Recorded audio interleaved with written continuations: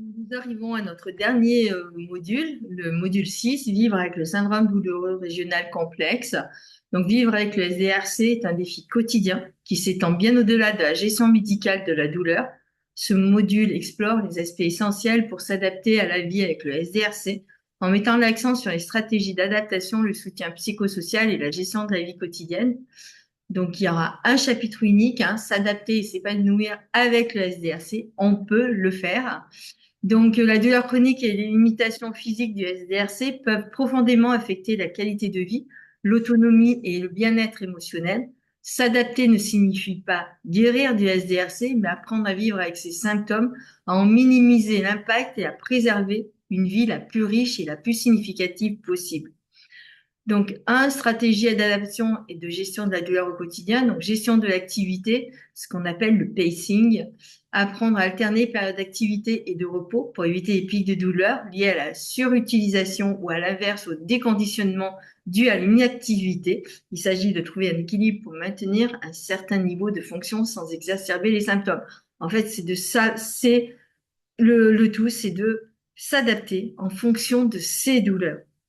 Voilà, c'est pas parce que vous allez rencontrer que voilà, les patients des fois se parlent entre eux. Il y en a un qui va dire ah ben moi je fais ça machin et tout. L'autre il va se dire mince moi je peux pas le faire donc c'est foutu pour moi. Non, cela ne veut rien dire. On le sait, tous les patients sont différents. Maintenant vous le savez, chaque SDRC est différent et tout. Donc il faut vraiment expliquer aux patients qu'il doit s'adapter en fonction de ce qu'il est capable de faire au moment donné. Donc, c'est vivre dans le présent, en fait. C'est pas dire, ah bah aujourd'hui j'ai fait 500 mètres, demain je vais faire 1 kilomètre. Non, demain, bah, malheureusement, on pourra peut-être faire que 5 mètres. Mais c'est le syndrome qui veut faire ça, qui fait ça. Donc, on doit s'adapter à nos douleurs. Faire des techniques de relaxation et de respiration, hein, des pratiques comme la respiration diaphragmatique, la relaxation musculaire progressive ou la méditation de pleine conscience peuvent aider à réduire la tension musculaire, l'anxiété et la perception de la douleur. Ça nous apprend à être dans le moment présent.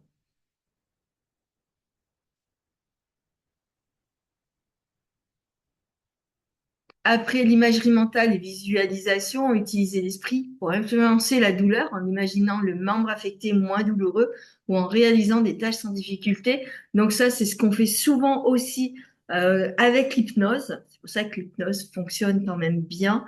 Voilà, on explique aux patients en fait que il va s'imaginer.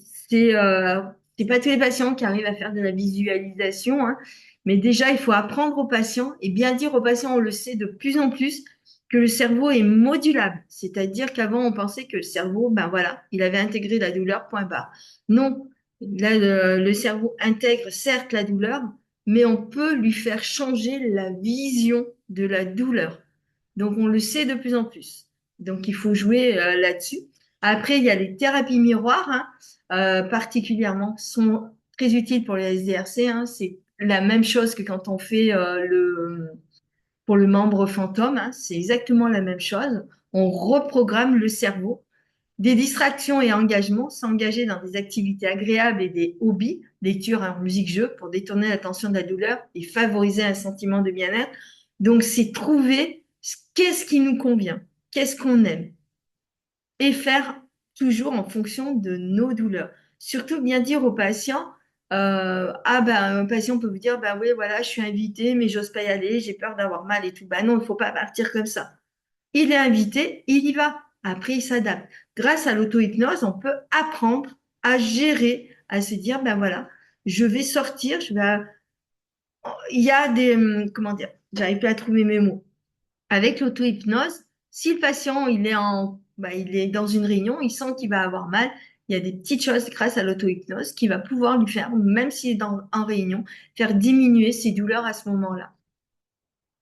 Le soutien psychosocial et émotionnel, donc le soutien psychologique individuel, hein, on l'a déjà vu, hein, le groupe avec voilà un psychologue, les groupes de soutien, l'implication des proches, la reconnaissance et l'acceptation. Donc là, je vais pas tout vous dire, vous pourrez le lire et tout.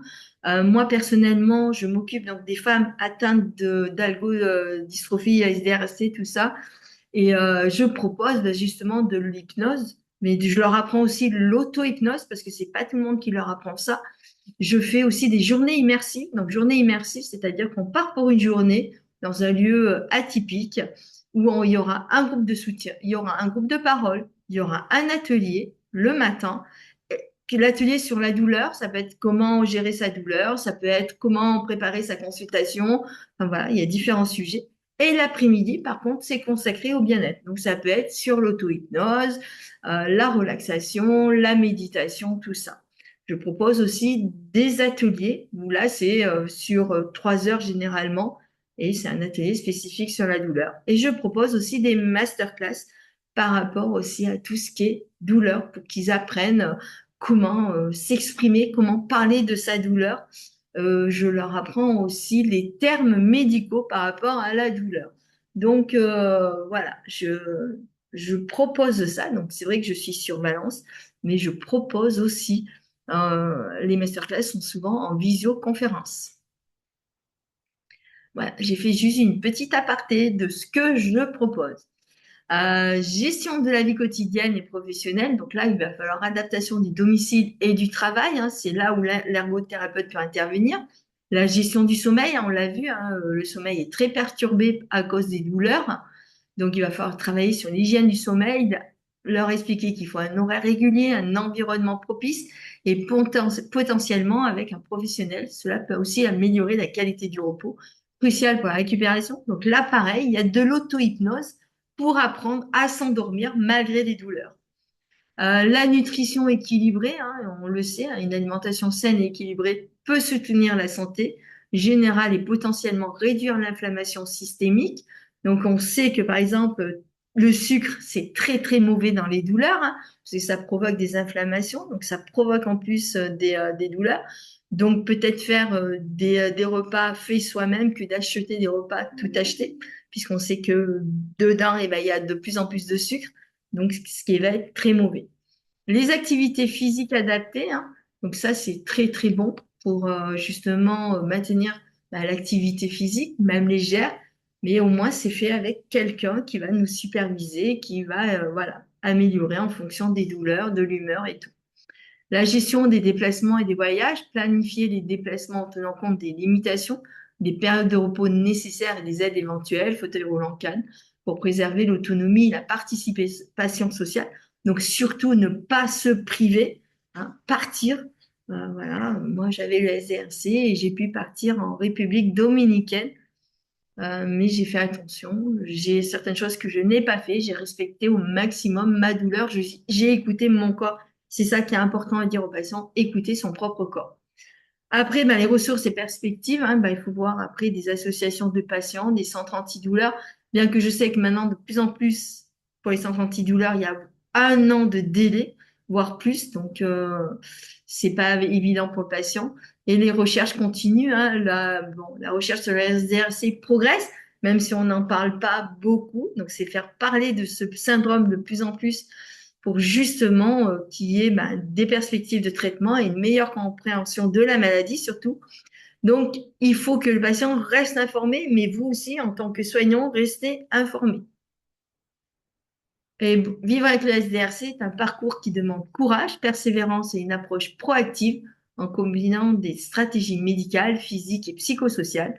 Donc, les patients peuvent apprendre à gérer leurs symptômes, à maintenir leur autonomie et à retrouver une qualité de vie satisfaisante. Donc, je vous remercie d'avoir participé à cette formation, d'avoir acheté cette formation. J'espère qu'elle vous aura plu, que vous avez appris des choses et que cela va vous permettre de mieux comprendre les problèmes de ce syndrome, le problème des patients. Donc, je me répète encore, écoutez beaucoup vos patients, observez-les et acceptez que vos patients vont vous apprendre des choses sur leur pathologie. C'est eux qui vivent avec, c'est ça, il faut surtout pas l'oublier. Encore merci, au revoir. Nous arrivons à notre dernier module, le module 6, vivre avec le syndrome douloureux régional complexe. Donc, vivre avec le SDRC est un défi quotidien qui s'étend bien au-delà de la gestion médicale de la douleur. Ce module explore les aspects essentiels pour s'adapter à la vie avec le SDRC en mettant l'accent sur les stratégies d'adaptation, le soutien psychosocial et la gestion de la vie quotidienne. Donc, il y aura un chapitre unique, hein, s'adapter et s'épanouir avec le SDRC. On peut le faire. Donc, la douleur chronique et les limitations physiques du SDRC peuvent profondément affecter la qualité de vie, l'autonomie et le bien-être émotionnel. S'adapter ne signifie pas guérir du SDRC, mais apprendre à vivre avec ses symptômes, à en minimiser l'impact et à préserver une vie la plus riche et la plus significative possible. Donc, stratégie d'adaptation et de gestion de la douleur au quotidien. Donc, gestion de l'activité, ce qu'on appelle le pacing. Apprendre à alterner périodes d'activité et de repos pour éviter les pics de douleur liés à la surutilisation ou à l'inverse au déconditionnement dû à l'inactivité. Il s'agit de trouver un équilibre pour maintenir un certain niveau de fonction sans exacerber les symptômes. En fait, c'est de ça, c'est le tout, c'est de s'adapter en fonction de ces douleurs. Voilà, c'est pas parce que vous allez rencontrer que voilà, les patients des fois se parlent entre eux. Il y en a un qui va dire ah ben moi je fais ça, machin et tout. L'autre il va se dire mince moi je peux pas le faire donc c'est foutu pour moi. Non, cela ne veut rien dire. On le sait, tous les patients sont différents. Maintenant vous le savez, chaque SDRC est différent et tout. Donc il faut vraiment expliquer aux patients qu'il doit s'adapter en fonction de ce qu'il est capable de faire au moment donné. Donc, c'est vivre dans le présent, en fait. C'est pas dire, ah bah aujourd'hui j'ai fait 500 mètres, demain je vais faire 1 kilomètre. Non, demain, bah, malheureusement, on pourra peut-être faire que 5 mètres. Mais c'est le syndrome qui veut faire ça, qui fait ça. Donc, on doit s'adapter à nos douleurs. Faire des techniques de relaxation et de respiration, hein, des pratiques comme la respiration diaphragmatique, la relaxation musculaire progressive ou la méditation de pleine conscience peuvent aider à réduire la tension musculaire, l'anxiété et la perception de la douleur. Ça nous apprend à être dans le moment présent.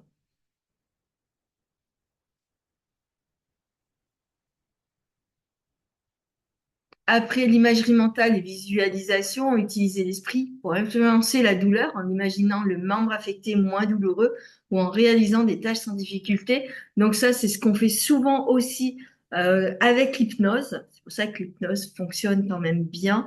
Voilà, on explique au patient en fait que il va s'imaginer. C'est pas tous les patients qui arrivent à faire de la visualisation, hein, mais déjà, il faut apprendre aux patients et bien dire aux patients, on le sait de plus en plus, que le cerveau est modulable. C'est-à-dire qu'avant, on pensait que le cerveau, ben voilà, il avait intégré la douleur, point barre. Non, là, le cerveau intègre certes la douleur, mais on peut lui faire changer la vision de la douleur. Donc, on le sait de plus en plus. Donc, il faut jouer là-dessus. Après, il y a les thérapies miroirs, hein, particulièrement, sont très utiles pour les SDRC. Hein. C'est la même chose que quand on fait pour le membre fantôme. Hein. C'est exactement la même chose. On reprogramme le cerveau. Des distractions et engagements, s'engager dans des activités agréables et des hobbies, lecture, hein, musique, jeu, pour détourner l'attention de la douleur et favoriser un sentiment de bien-être.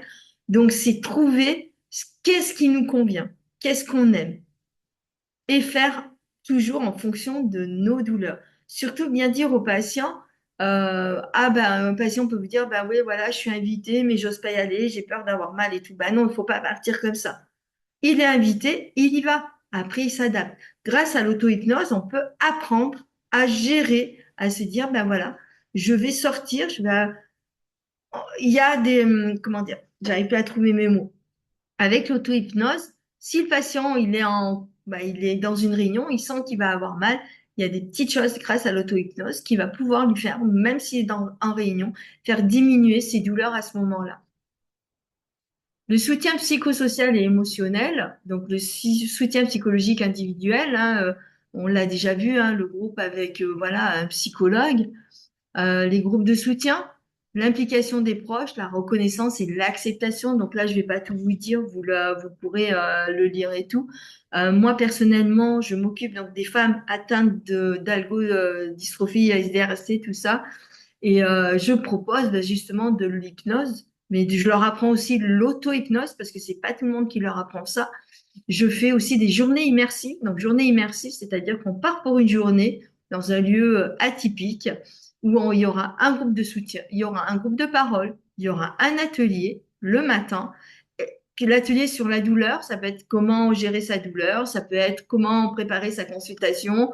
Enfin, voilà, il y a différents sujets. Et l'après-midi, par contre, c'est consacré au bien-être. Donc, ça peut être sur l'auto-hypnose, la relaxation, la méditation, tout ça. Je propose aussi des ateliers où là, c'est sur 3 heures généralement et c'est un atelier spécifique sur la douleur. Et je propose aussi des masterclass par rapport aussi à tout ce qui est douleur pour qu'ils apprennent comment s'exprimer, comment parler de sa douleur. Je leur apprends aussi les termes médicaux par rapport à la douleur. Donc voilà, je propose ça. Donc c'est vrai que je suis sur Valence, mais je propose aussi, les masterclass sont souvent en visioconférence. Voilà, j'ai fait juste une petite aparté de ce que je propose. Gestion de la vie quotidienne et professionnelle. Donc là, il va falloir adaptation du domicile et du travail, hein. C'est là où l'ergothérapeute peut intervenir. La gestion du sommeil, hein, on l'a vu, hein, le sommeil est très perturbé à cause des douleurs. Donc, il va falloir travailler sur l'hygiène du sommeil, leur expliquer qu'il faut un horaire régulier, un environnement propice et potentiellement avec un professionnel. Cela peut aussi améliorer la qualité du repos, crucial pour la récupération. Donc là, pareil, il y a de l'auto-hypnose pour apprendre à s'endormir malgré des douleurs. La nutrition équilibrée, hein, on le sait, hein, une alimentation saine et équilibrée peut soutenir la santé générale et potentiellement réduire l'inflammation systémique. Donc, on sait que, par exemple, le sucre, c'est très, très mauvais dans les douleurs, hein, parce que ça provoque des inflammations, donc ça provoque en plus des douleurs. Donc, peut-être faire des repas faits soi-même que d'acheter des repas tout achetés, puisqu'on sait que dedans, eh ben, il y a de plus en plus de sucre, donc ce qui va être très mauvais. Les activités physiques adaptées, hein, donc ça, c'est très, très bon pour justement maintenir l'activité physique, même légère, mais au moins c'est fait avec quelqu'un qui va nous superviser, qui va voilà, améliorer en fonction des douleurs, de l'humeur et tout. La gestion des déplacements et des voyages, planifier les déplacements en tenant compte des limitations, des périodes de repos nécessaires et des aides éventuelles, fauteuil roulant canne, pour préserver l'autonomie et la participation sociale. Donc surtout ne pas se priver, hein, partir. Voilà, moi j'avais le SDRC et j'ai pu partir en République dominicaine, mais j'ai fait attention. J'ai certaines choses que je n'ai pas fait. J'ai respecté au maximum ma douleur. J'ai écouté mon corps. C'est ça qui est important à dire aux patients, écouter son propre corps. Après, les ressources et perspectives, hein, il faut voir après des associations de patients, des centres antidouleurs, bien que je sais que maintenant, de plus en plus, pour les centres antidouleurs, il y a 1 an de délai, voire plus, donc c'est pas évident pour le patient. Et les recherches continuent, hein, la recherche sur le SDRC progresse, même si on n'en parle pas beaucoup, donc c'est faire parler de ce syndrome de plus en plus pour justement qu'il y ait des perspectives de traitement et une meilleure compréhension de la maladie surtout. Donc, il faut que le patient reste informé, mais vous aussi, en tant que soignant, restez informé. Et vivre avec le SDRC est un parcours qui demande courage, persévérance et une approche proactive en combinant des stratégies médicales, physiques et psychosociales. Donc, les patients peuvent apprendre à gérer leurs symptômes, à maintenir leur autonomie et à retrouver une qualité de vie satisfaisante. Donc, je vous remercie d'avoir participé à cette formation, d'avoir acheté cette formation. J'espère qu'elle vous aura plu, que vous avez appris des choses et que cela va vous permettre de mieux comprendre les problèmes de ce syndrome, le problème des patients. Donc, je me répète encore, écoutez beaucoup vos patients, observez-les et acceptez que vos patients vont vous apprendre des choses sur leur pathologie. C'est eux qui vivent avec, c'est ça, il faut surtout pas l'oublier. Encore merci, au revoir.